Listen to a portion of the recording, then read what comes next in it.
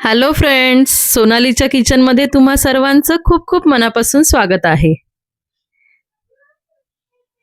आज मी एक अशी रेसिपी दाखवणार आहे, जी मला अभिमानाने सांगावीशी वाटते की ती माझ्या आईने शिकवलेली रेसिपी आहे. आम्ही लहानपणापासूनच फार आवडीने खात आलोय आणि आता माझ्या मुलीला सुद्धा ती रेसिपी खूप आवडते. तर त्या रेसिपीचं नाव आहे नारळाची चटणी आणि मसाला डोसा. चला तर मग स्टेप बाय स्टेप बघूयात कशी बनवायची ते. सर्वात आधी आपण नारळाची चटणी कशी बनवायची हे बघूया.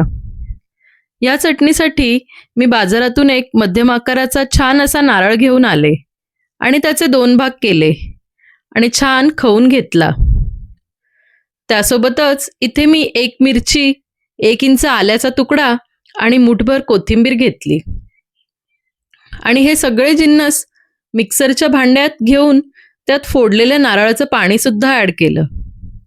या नारळाच्या पाण्यामुळे चटणीला छान ऑथेंटिक अशी टेस्ट येते. आता साधारण अर्धा चमचे मीठ घेतले आणि मिक्सरमध्ये छान वाटून घेतले. मध्ये मध्ये हे मिश्रण चेक करून तुम्हाला हव्या त्या कन्सिस्टन्सीप्रमाणे तुम्ही पाणी ॲड करू शकता. आता हे सगळं मिश्रण मी एका भांड्यात काढून घेतलं आहे. तुम्ही इथे बघू शकता किती सुंदर टेक्स्चर आलंय ह्या चटणीला आणि रंग सुद्धा किती छान दिसतोय. ही अतिशय ऑथेंटिक अशी चटणीची रेसिपी आहे बरं का. ह्यात काहीच ओव्हर नाही, अगदी साधी आणि सिंपल. आता मी वेस्टेज वाचवण्यासाठी मिक्सरच्या भांड्यातून थोडं पाणी फिरवून घेतलं आणि ते सुद्धा ॲड केलं ह्या चटणीमध्ये आणि मग चमच्याच्या सहाय्याने छान सगळं मिक्स करून घेतलं आणि थोडं चाखून सुद्धा पाहिलं. मीठ अगदी बरोबर आहे. आता आपण फोडणीची तयारी करून घेऊयात. त्यासाठी मी गॅसवर एक तडका पॅन ठेवला आहे आणि त्यात साधारण 2 चमचे तेल घेतलं. तेल गरम झाल्यावर या चटणीचा टेस्ट वाढवणारा मेन घटक ॲड केला, तो म्हणजे उडीदाची डाळ. साधारण 1 चमचा डाळ मी इथे ॲड करत आहे. आहाहा, काय सुगंध येतोय फोडणीमध्ये डाळीचा. डाळीचा रंग थोडा लालसर झाला की मग लगेचच मोहरी टाकली आणि ती तडतडल्यानंतर मग कढीपत्ता टाकला आणि तो तेलात छान कुरकुरीत केला. मग गॅस बंद केला. आता ही फोडणी, अर्थातच हा तडका, त्या बाउलमधल्या चटणीवर छान स्प्रेड केला आणि आता मी हे मिक्स करणार नाहीये, कारण चटणीतल्या कढीपत्त्याचा क्रिस्पीपणा निघून जाईल, म्हणून डायरेक्ट खातानाच तुम्ही सर्विंग करताना मिक्स करू शकता. तर फ्रेंड्स, तयार आहे आपली ऑथेंटिक अशी साऊथ इंडियन कोकोनट चटणी. आता आपण पाहूयात मसाला डोसा कसा बनवायचा. तर डोस्याच्या मसाल्यासाठी मी 4 ते 5 बटाटे छान उकडून मॅश करून घेतले. सोबतच 2 मध्यम आकाराचे कांदे, 1 टोमॅटो चिरून घेतला, 4 हिरव्या मिरच्या सुद्धा चिरून घेतल्या आणि 1 डहाळी कढीपत्ता घेतला. आता आपण भाजी बनवून घेऊया, म्हणजे अर्थातच मसाला डोसाचा मसाला बनवून घेऊया. कढई गॅसवर ठेवली. त्यात साधारण 2 चमचे तेल घेतलं. तेल गरम झाल्यानंतर त्यात 1 चमचा चणा डाळ टाकली आणि ती सुद्धा छान फ्राय होऊ दिली आणि सोबतच त्या चणा डाळला परतवत राहिले. चणा डाळ छान अशी क्रिस्पी करून घ्यायची आहे. या चणा डाळमुळे मसाला डोसाचा स्वाद आणखी वाढतो. चणा डाळ थोडीशी फ्राय झाल्यानंतर मोहरी टाकली आणि मोहरी तडतडल्यानंतर मग लगेचच चिरलेल्या मिरच्या ॲड केल्या आणि त्यासुद्धा फ्राय करून घेतल्या. तुम्ही बघू शकता कशा छान फ्राय करायच्या आहेत त्या मिरच्या. मग लगेचच चिरलेला कांदा, कढीपत्ता टाकला. साधारण 2 ते 3 मिनिटांनी कांदा थोडा लालसर झालाय. ह्या स्टेपला अगदी सगळं व्यवस्थित मिक्स करून घ्यायचं आहे तुम्ही बघू शकताय कांदा शिजलाय. आता टोमॅटो ॲड करायचा.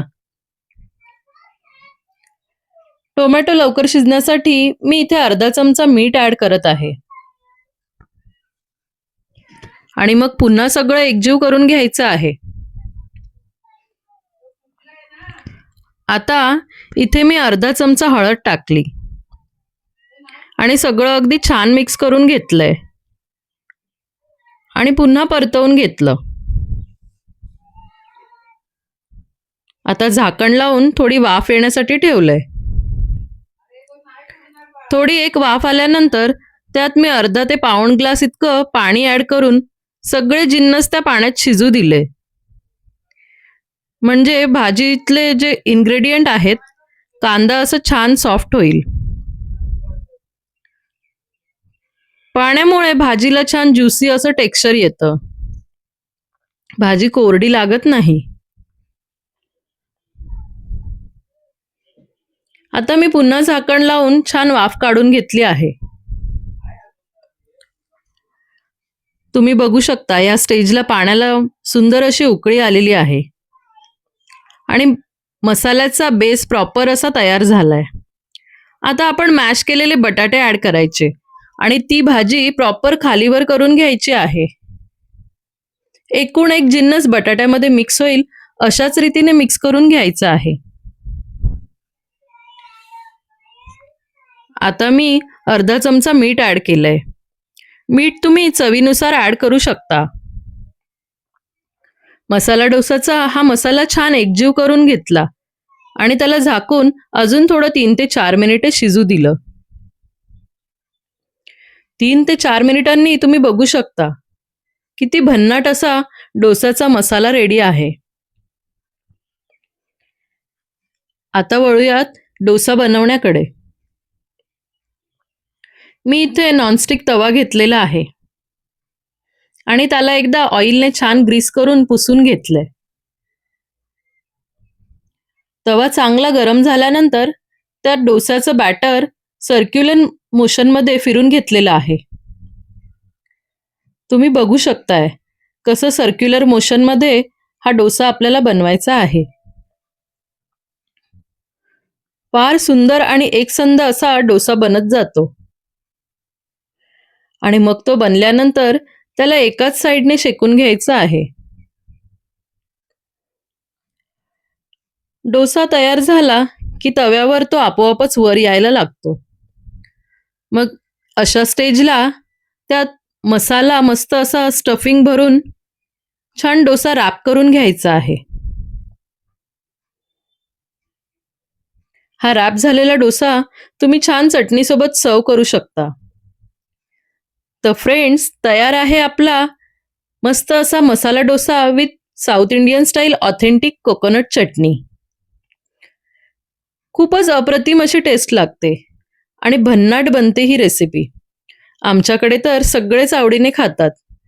तर फ्रेंड्स, तुम्हाला ही रेसिपी कशी वाटली ते कमेंट बॉक्समध्ये नक्की कळवा आणि अशाच छान छान रेसिपींसाठी माझ्या चॅनलला लाईक, शेअर आणि सबस्क्राईब करायला विसरू नका. तोपर्यंत खाओ, खिलाओ और खुश रहो. Thank you.